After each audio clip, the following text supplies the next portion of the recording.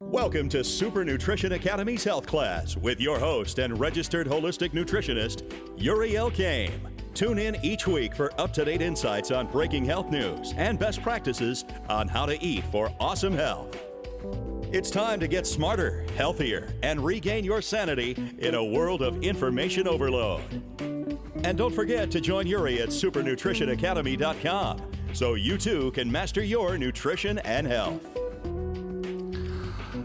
Welcome to episode 7 in the Super Nutrition Academy Health Class. Yuri Elkaim with you once again. We have got a fascinating episode today, so sit tight, grab a glass of water or green juice, whatever's going to jazz you up, and grab a pen because you're going to want to take some notes on this one because we're going to be talking today about vegetable oils and heart health.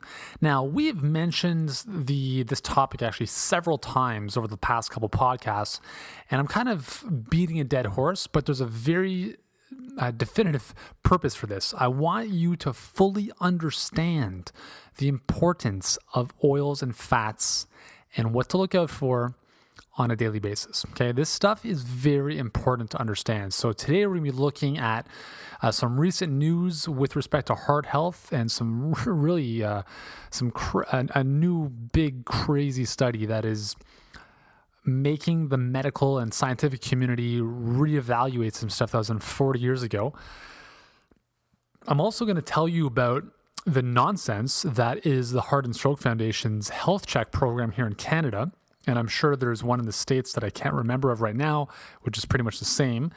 And there we go. So before we get into the news, we're going to talk about oils, inflammation. I'm going to give you the fundamentals here of what you need to understand to basically understand why vegetable oils are not good for us. Now, we've mentioned this in the past. So omega-6 fatty acids are mainly the composites of vegetable oils like canola, cottonseed, safflower, all that kind of stuff. I'm going to show you why those are problematic, how they're processed, and then we'll go from there. So to begin with, vegetable oils are manufactured in a factory, usually from genetically modified crops, because pretty much all corn nowadays and a lot of these soybeans and different things are GMOs. So they've been heavily treated with pesticides. They're also genetically modified. And just as an example, like a canola oil, which is actually a hybrid version of rapeseed oil, was given its name of canola in the 1980s as a marketing ploy, really.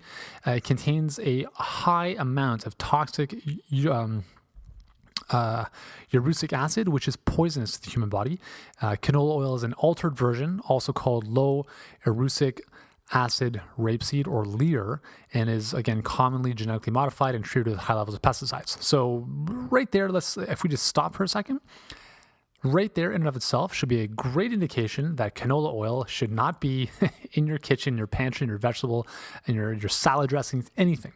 Okay, so let's go a little bit deeper here. So canola oil is produced by heating the rapeseed and processing it with petroleum solvent to extract the oil.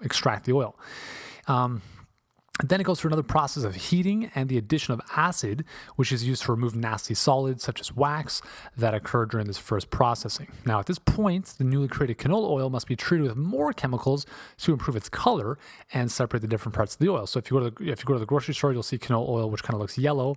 Well, that's because of all this nonsense that's going on with it.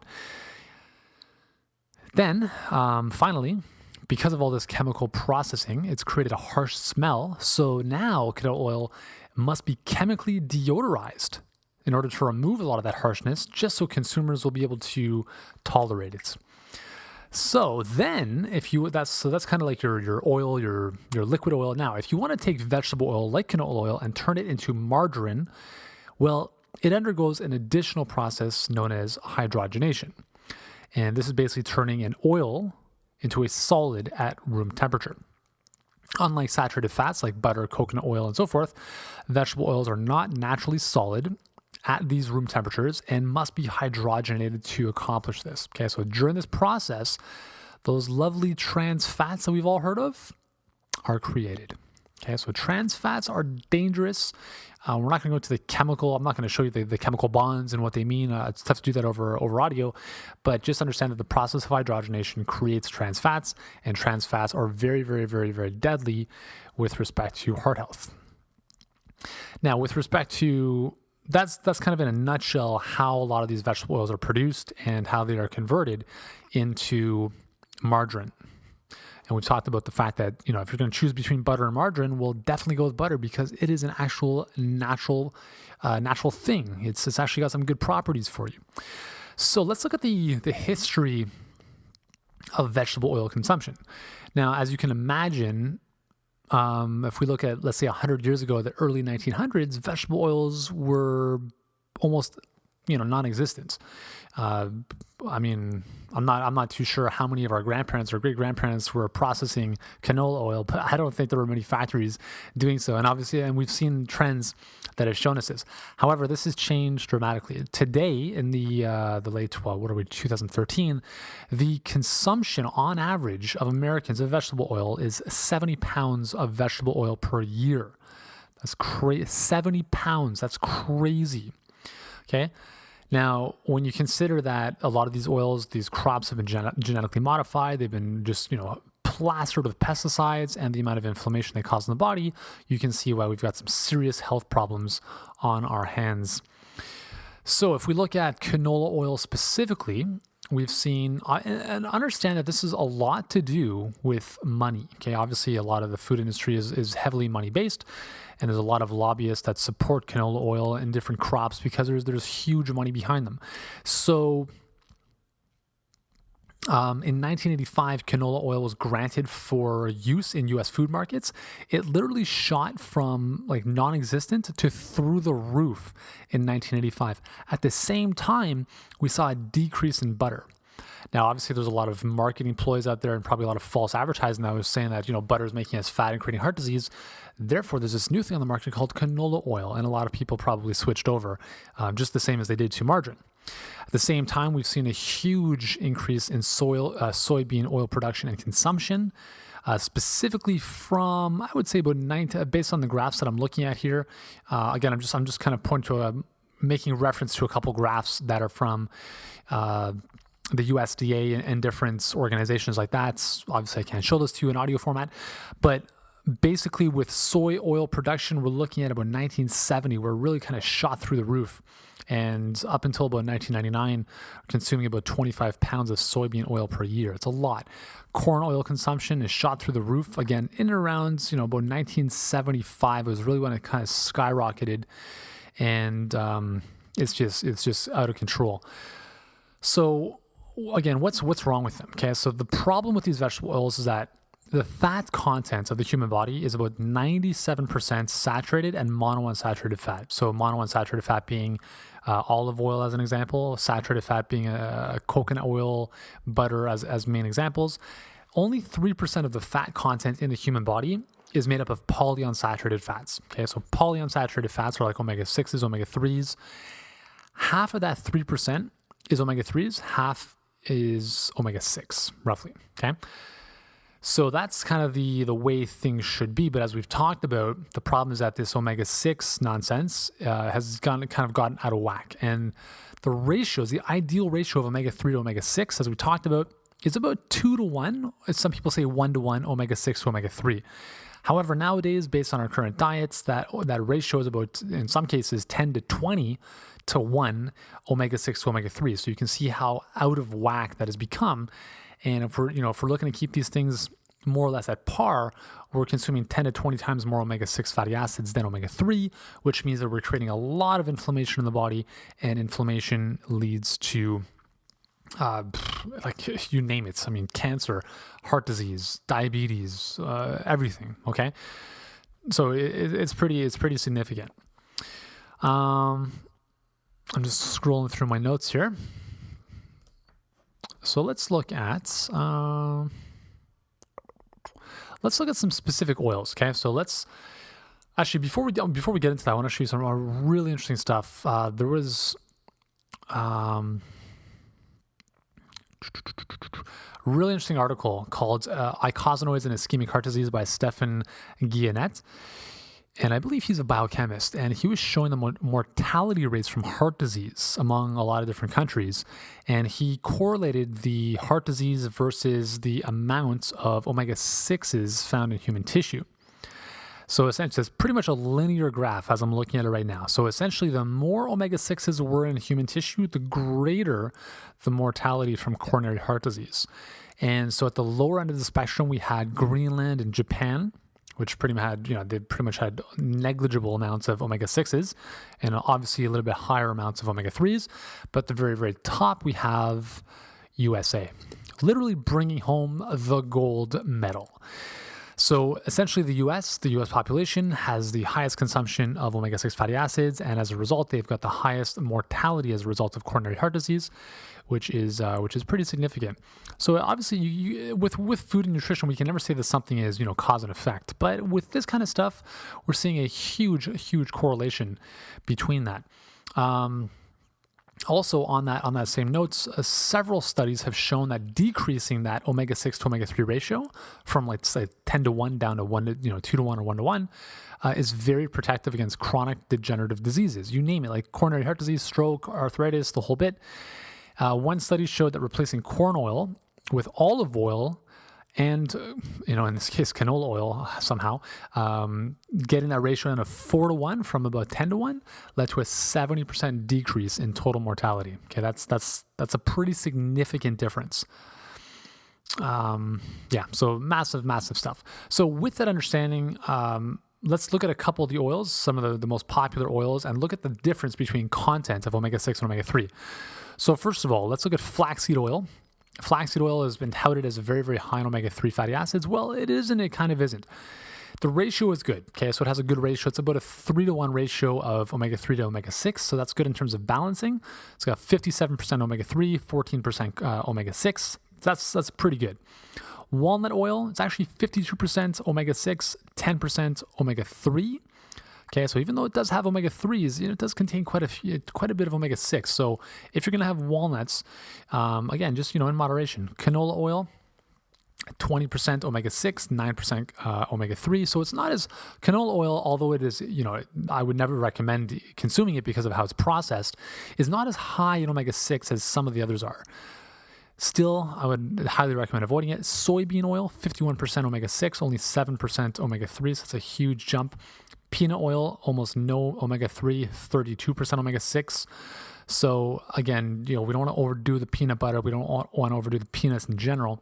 Sesame oil, 42% omega-6, 0% omega-3. Cottonseed oil, 50% omega-6, 0% omega-3. Corn oil, 54% omega-6, 0% omega-3.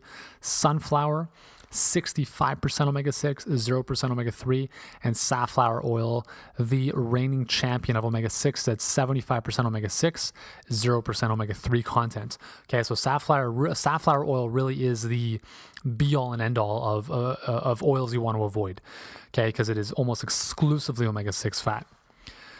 So with that said, let's have a look at the recent stuff that's come out of the news. So here's the headline. And I'm reading this from CBC News, which is where I often poke around to get a lot of the recent stuff in health. Pretty cool, and then we can kind of tear it apart a little bit. So, heart healthy oil claims reconsidered. That is the title. Subtitle: Cholesterol lowering payoffs of omega-6 questioned. So they have a quick 2.5-minute video, which is pretty funny, just kind of giving the gist of the study. And then at the end, the recommendation was, well, it really pays to be well informed about your oils. And that was it. So, well, all right. Good luck, right? Get some good information about your oils, but where on earth do you do that? Well, hopefully this is one source for you.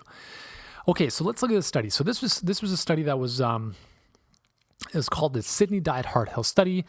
The one drawback to the study was that it only looked at 458 Australian men aged 30 to 59. So again, there's a smaller sample size. This wasn't several thousand people, and it was only men. Okay, so there's a little bit of a limitation there, but it still can be pretty profound. Now I'm going to quote what the researchers said based on the results here. So the group that was randomized to omega-6 from safflower oil, they had increased risk of death from all causes, as well as death due to coronary heart disease and death due to cardiovascular disease, and this was despite significant cholesterol lowering. Okay, this is Dr. Christopher Ramsden, who was the clinical investigator with the U.S. National Institutes of Health. So historically, we've been told to eat more vegetable oils because they were shown to reduce cholesterol levels. And for whatever reason, science and researchers led us to believe, based on some false research back in the 60s and 70s, that cholesterol was a culprit in heart disease. We now know that that's not true at all. And this study is really kind of throwing a wrench into some of the philosophies that Health Canada has taken on, a lot of dietitians have taken on, which is essentially that just eat more polyunsaturated fats because they'll lower cholesterol. And we know that cholesterol is bad, blah, blah, blah. Well, this study just, blows hot air right into that statement by showing that even though cholesterol levels were lowered, death and incidence of cardiovascular disease is greatly increased in those groups consuming highest amounts of omega-6 fatty acids, which is a type of polyunsaturated fat. Okay, so polyunsaturated oils are not good for you. A type of polyunsaturated fat, omega-3s, omega-9s, those are fine, but omega-6s are very, very damaging. Now, what's interesting is that the CBC tried to track down Health Canada to talk to them about this, and obviously Health Canada turned them down, saying that they would need some time to look at the study before saying anything. So it's just so funny. It's just so frustrating when you as the average consumer, you have the like American Food Pyramid or whatever the latest version is of that. In Canada, we have Canada Food Guide, and I see this thing posted on the wall at the gym every time I'm in there, and it shows it says specifically on Canada Food Guide, choose healthy fats from like margarine and canola oil. So this is what dietitians are recommending to millions of people. It's just absolutely unbelievable. So yeah, it's just it's crazy.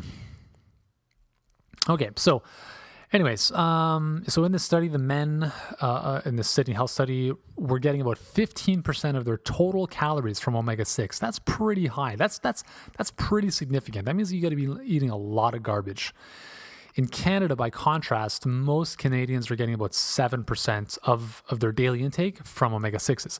In the States, I'd probably say it's a little bit higher, maybe around 10%. That's just kind of anecdotal kind of observation, but I have no idea about that. But nonetheless, this study is really, really getting people to think a little bit differently about what they are consuming. It's not about the damn fats. The fats are not the problem. It's the type of fats, okay? Olive oils are fine. Fish oil, flaxseed oil, hemp seed oil, those are good quality source of omega-3s. If you're cooking, right, use something like butter, which is obviously high in saturated fat, but it's very, very stable for heating. Coconut oil is also really, really good. I mean, those are the two types of oils or fats, if you want, that I use probably on a daily basis. I will eat coconut oil by the spoonful. It has so many healing and health properties. It's just incredible. The other problem with when you look at these vegetable oils and you go to the store, as I mentioned before, oils, if they're oily, okay, they're obviously a polyunsaturated fat. And because they're a polyunsaturated fat, they have a number of double bonds in their chain, in their chemical chain. Now, I don't know if that means anything to you, but essentially what it means chemically is that those double bonds are areas. The more double bonds a fat has, the more liquid it is. Okay, so a saturated fat has no double bonds. That's why it's solid. These oils, those double bonds allow it to be kind of liquidy, but they're also points of very, very sensitive. They're very sensitive points. So those double bonds are very susceptible to damage from heat, light, and oxygen. So when you go to your grocery store and you're walking down the aisle of oils, what do most of the oils come in? Plastic bottles, right, or containers, which first of all, the plastics are going to be leaching xenoestrogens or other chemicals into the oil. Secondly, the plastic is transparent, which means that light is directly, contacting the oil. And third is the way it's been processed. So the processing is absolutely atrocious. So the only thing you should be looking for in a grocery store is a good, somewhat as good as you can find, an extra virgin olive oil, which is kind of found in most grocery stores. It will be found. You should be looking for it in a dark bottle, glass, and you want to keep it cool in a sheltered place away from sunlight. And you don't want to leave the cap, like if you open the bottle and you take out the oil, you don't want to leave it sitting around exposing itself to oxygen. Okay, so you want to put the cap back on, put it back into its, the pantry, and that's the thing with these oils is that they're very, very, even the omega-3s, right? The fish oil, the flaxseed oil, the hemp seed oil, they're very good for you, but they're also very delicate. Okay, so you really need to understand what to look for, how to take care of them, and it's very, very important. We talk specifically about this topic, fats, the chemical properties of them, very, very into much greater detail in Module 3 in Super Nutrition Academy. If you're not a member, if you're not a student of the Academy, I'd highly recommend you at least try it out because you're going to learn stuff. If you've enjoyed this podcast, you're going to enjoy the Academy like 100 times more. It's unbelievable what you will come away with and the level of wisdom and knowledge you'll have. So that's the recent study that I want to share with you. This is middle of February that this came out, and again, it's really putting a wrench into what public authorities have been prescribing to the average person since the 1960s, where they're saying, avoid saturated fats and eat more polyunsaturated fats like vegetable oils. Now we're saying that that's completely untrue. It's completely false and misleading. And thankfully, there are a number of qualified and actual knowledgeable natural practitioners and nutritionists who are sharing this information. But still, it's just unbelievable. So with that said, we're going to move to the second topic of this podcast, which is the nonsense that is the Heart and Stroke Foundation and its health check. I'm very, very passionate about this. I'm going to try to keep the swearing to a minimum or very negligible here, but sometimes I get really just, it gets my blood boiling. So recently, we actually had one of our neighbors come by our door and ask us for a donation to the Heart and Stroke Foundation. And Amy answered the door and she said, "Sorry, we don't support the Heart and Stroke Foundation." And I was just like, high five, that is awesome. And if the Heart and Stroke Foundation is listening to this, I swear to God, I hope you guys shut down shop because what you are doing is an abomination to our health. So the Heart and Stroke Foundation, the reason we don't donate to it is because it's nothing more than a money machine, a huge ploy that has led millions of people to part ways with hundreds of millions of their dollars into the pockets of a few select individuals at the Heart and Stroke Foundation. Again, Heart and Stroke Foundation, you think that with all the money that they're making from the Heart and Stroke, from all their stupid stuff that they're doing in terms of raising money, that we'd actually see a decrease in coronary heart disease and cardiovascular disease? Well, no. It is still the leading cause of death, and we've made very, very little headway in the last 50 years. So whatever they're doing, it's not working.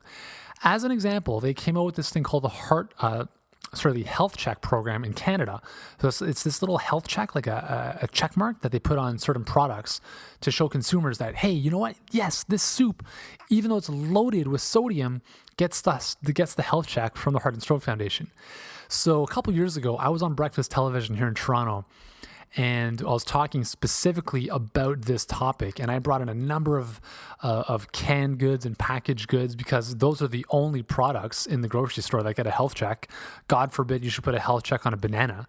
So anyways, I'm on TV, and we had to cover up the brand names of all these products. We had to put like black tape over them because I think I would have been shot by a sniper walking out of the studio afterwards. Because I was literally just bashing these companies and what they're doing. So I'm not gonna hold back here, but I'm gonna full disclosure. I'll name the companies here. Campbell's Soup, as an example, they've got like mushroom soup, chicken soup, all that kind of stuff. So I brought a number of cans onto the show, and I showed. Obviously, I couldn't show what company it was, but they had cans of soup that had more than.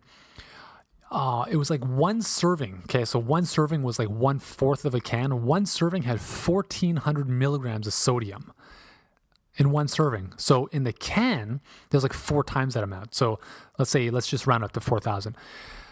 Your daily required intake of sodium is about 1,400 to 1,500 milligrams. Okay, so in one serving of this soup, which is again 1/4 of a can, you've already exceeded that. Yet it had the health check symbol from the Heart and Stroke Foundation. So how does that work? We know that a high sodium intake increases our blood pressure, which increases our risk of coronary heart disease. So how does it get a health check? Well, the CBC did it. The CBC is awesome sometimes because they have these really, really insightful documentaries that they put on. And a couple of years ago, they looked at this nonsense of the Heart and Stroke Foundation, and they found out that these big companies, because it's really only the big food conglomerates like General Mills and Campbell's and these other, ridiculous money bags, are the ones that have the health check symbols. And how is that they're getting these health check symbols? Well, essentially what they're doing is they are paying or donating, quote unquote, millions of dollars to the Heart and Stroke Foundation in return for their products to have a health check on them. Okay, so it's very corrupt and it's very frustrating. It's very misleading for the average consumer. That's why you need to understand this stuff so you can look at a food label and say, hey, you know what? This soup has 2,000 milligrams of sodium. I don't think that should have a health check. I'm going to move on to something else. So anyways, if you go to the healthcheck.org website, you'll find a number of products that have the health check symbol. And there are some that, deserve it. Like there's pure olive oil from certain companies that have it.